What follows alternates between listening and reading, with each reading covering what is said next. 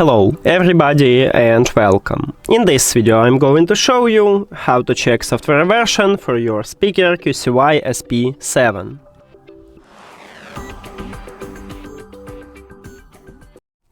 You have to start by open QCY application, and of course you need to add your speaker to the app.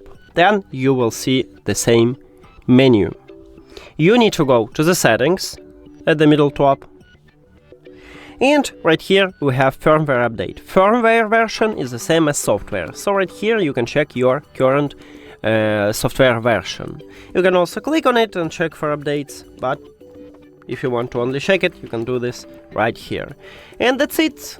Thank you for watching this video. If you found it helpful, please consider subscribing to the channel and leave the like on the video. See you later!